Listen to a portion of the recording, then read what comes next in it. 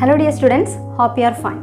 In our previous class we discussed Solanaceae family, Fabaceae family, etc. Today we are starting with another plant family, that is our third plant family, that is Liliaceae. So let's start. Then characters nokam, Liliaceae family. Next family, Liliaceae family, and this family is commonly called the lily family. Okay, lily plant included cheyunna family aanu this one, so it is commonly called lily family. And remember, it is a monocot family.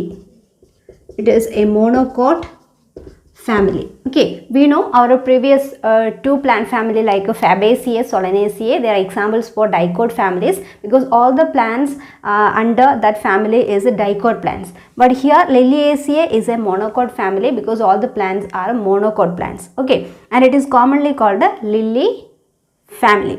Lily, not lily plant, it is a lily family. Okay. Then go to the characters. First, vegetative characters. Vegetative means what about the habit, then leaf, root, stem, like structures. Okay. Then first vegetative character, they are herbs. They are perennial herbs. You can see the term perennial herbs. Okay. And perennial means long term. Its life cycle is not for annual or biennial. That is not for 1 year or not for 2 years. That is a long day or long years. They are a perennial herbs. Okay, lily plant in case the plant part the മണ്ണിന് അടിയിലുണ്ടാവും. അപ്പോൾ ഒരു മഴ rainy season ആകുന്ന സമയത്ത് അതിൻ്റെ മുകളിൽ നിന്ന് leaf പൊങ്ങി വരും, ഫ്ലവേഴ്സ് ഉണ്ടാവും അല്ലേ. ബാക്കി സമയത്തൊക്കെ അതിൻ്റെ അണ്ടർ പാർട്ട് കംപ്ലീറ്റ് എന്താണ്, മണ്ണിനടിയിൽ റെസ്റ്റിംഗ് സ്റ്റേജിലാണ് ഉണ്ടാവുക. They are perennial herbs. Perennial, okay, perennial herbs with underground bulb. It's a underground part is formed by bulb, rhizome, comb, vegetative structures are there. Actually they are underground stem modification. For example, in onion also a typical example for this family Liliaceae. In onion we know its underground stem is modified and become thick fleshy structure. That structure is called a bulb. Okay, so here also in this family the plants produces underground modification. There may be bulb or comb or rhizome like structures. Then next is about its leaves. Leaves are alternate, that is its phyllotaxy, alternate phyllotaxy, and leaves are linear. The meaning of linear means they are elongated long leaves called linear.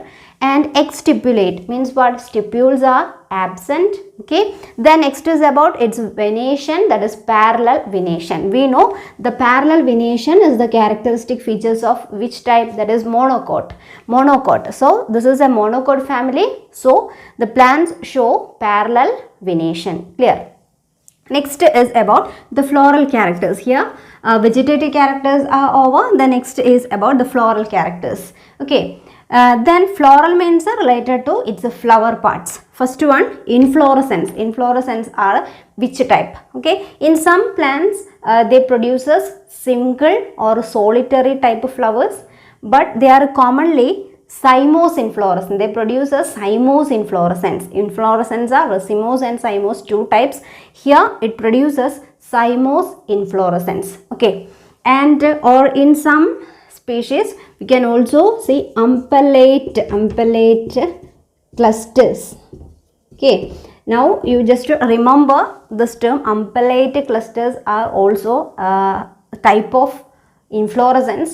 Here we are only studying racemose and cymose type. In higher classes we will discuss about the umpellate clusters and many types. Here just to remember this term, umpellate clusters form. Okay, flowers exist as a cluster form and its arrangement is called umpellate. Okay, then next is about the flower. A single flower. Flower is bisexual. Bisexual flower are present with the male and female reproductive part, and they are actinomorphic. That is, we can divide into two equal halves through any plane. Okay, ഏത് പ്ലെയിനിൽ cut ചെയ്ത് കഴിഞ്ഞാലും equal half ആക്കി മാറ്റും. So actinomorphic flowers. Okay, and we know in monocot plants or monocot flowers, we cannot identify between the sepal and petal, which part is green in color and which part is colorful petal. Okay, so at that cases we use another term, and we know that term is perianth. Okay, instead of calyx and corolla, we use the term perianth. In perianth case, all the parts are similar, alike. Okay, and each member of perianth is called a tepal. Each member of calyx is sepal, corolla is petal, like that. Here each member of perianth is called what?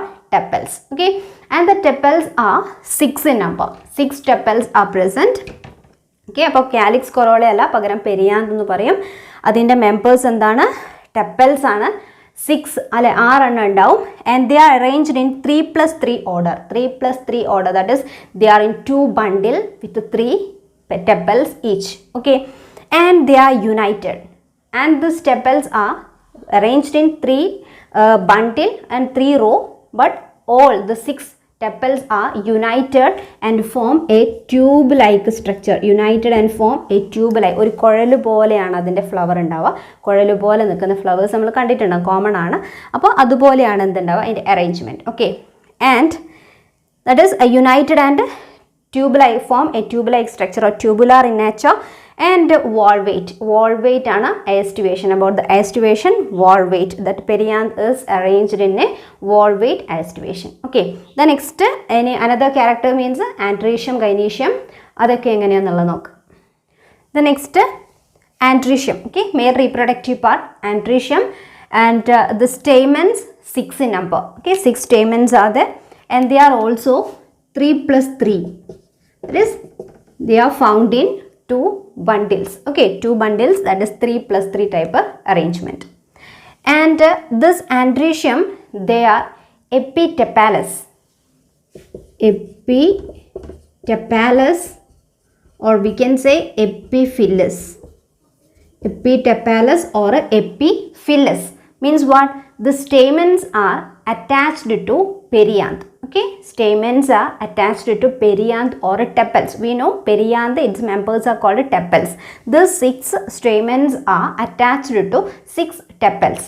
So the condition is epitepalous or epiphyllous. Okay, and the next is about the gynoecium, female reproductive part. Gynoecium is tricarpellary. Tricarpellary means consists of 3 carpels. Syncarpous, all the carpels are fused.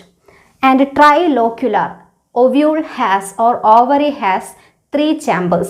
Trilocular, 3 locule present. Okay, that is the 3 chambers present. And ovary superior, the position of ovary means that they are a superior, hypogynous type of flower. And axial placentation, placentation arrangement of ovules is which type? Axial type. Okay, they are arranged in the central axis. So this is about gynoecium. Remember, tricarpellary, syncarpous, trilocular, ovary superior, and axial placentation. The next is about the fruit type. The fruit may be capsule or a berry type of fruit. Clear? The next we are going to construct its floral formula.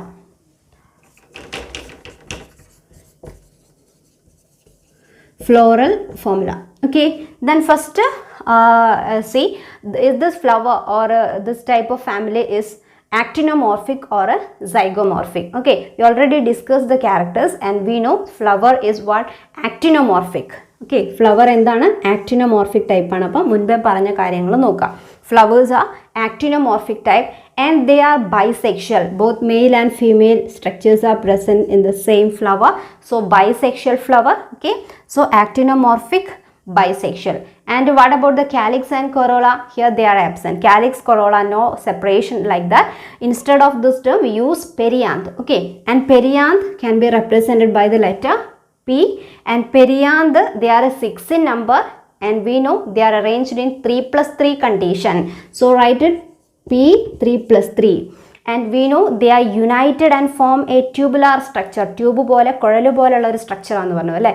So write here P below 3+3, and they are in bracket. Okay, the next is about andrecium. Andrecium, here you know stamens 6 in number, and they are also 3+3 condition. Okay, so write here 3+3. But they are not fused or like that. That is, instead we use another epitepalous condition is there. Epitepalous means these stamens are attached to this perianth. Okay, so here mention this attachment. Okay, no need to write this 3 plus 3 in bracket.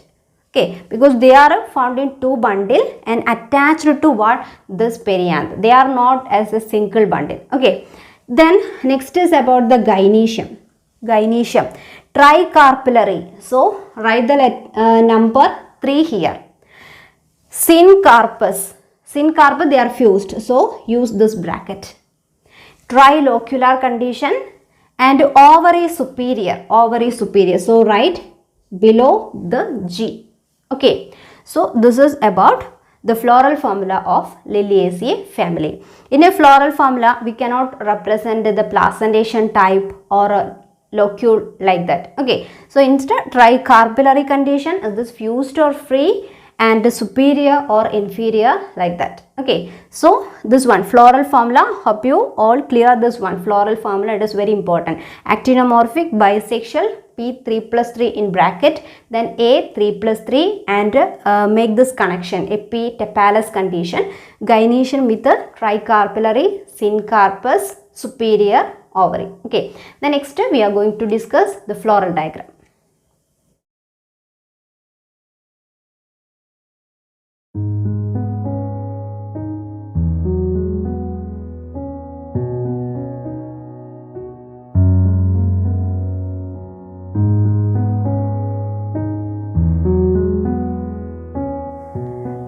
Then the floral diagram of a Liliaceae family.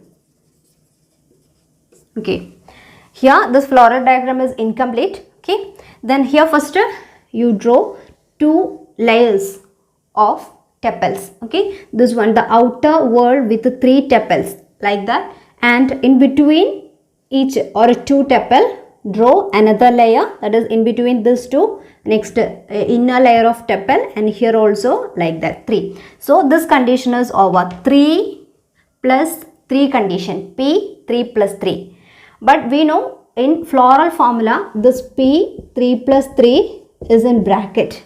That means what? They have a connection. Okay, they are connected. So then complete this diagram with this connection. Okay, you can connect like this, and here also connect this tepals, and here also connect.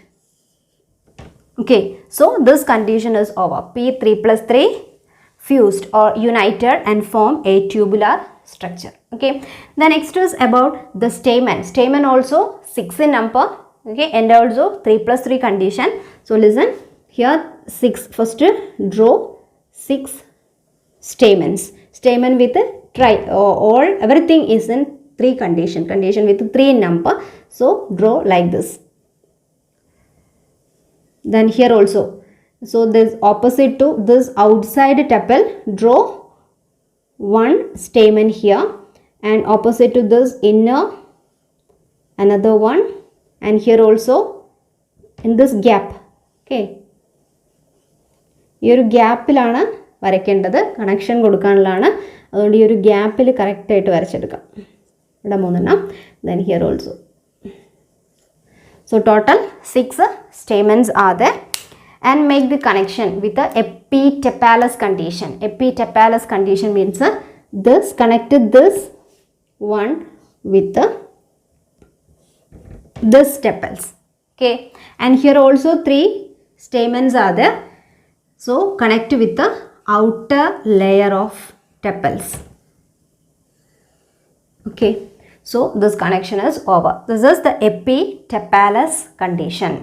The next innermost wall is gynoecium. Gynoecium means we know it is G3 in bracket, tricarpillary, syncarpus, and trilocular condition. So draw 3 locule. Okay, this is 3 locule or chamber, and we know it is axial placentation. So ovules are arranged in this axis like this. Okay, so this 3 locule should be very clear. Okay, this is the structure of a gynoecium. And the topmost position you can add this one, which is represent the parent plant on which this flower is attached. Okay, so this is the floral diagram of which family? Liliaceae family.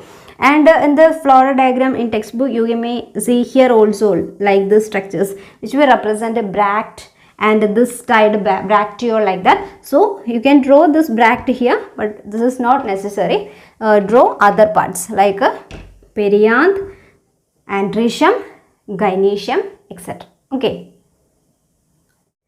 Hello dear students, in our previous videos we discussed about plant families like Fabaceae, Solanaceae, and now in this video we discuss the last plant family, that is Liliaceae. Okay, so this chapter morphology of flowering plants is over. Then go to our next chapter, that is anatomy of flowering plants. Okay, and we know morphology means what? It is the external characters of study of external characters of a plant. Next chapter is about the anatomy of flowering plants. Anatomy means what? It is the internal character study. Okay, so അടുത്ത chapter നമ്മൾ anatomy ആണ് start ചെയ്യാൻ പോകുന്നത്. അപ്പോൾ ഈ ഒരു class നമ്മൾ ഇവിടെ വൈൻഡ് അപ്പ് ചെയ്യാൻ പോവാണ്.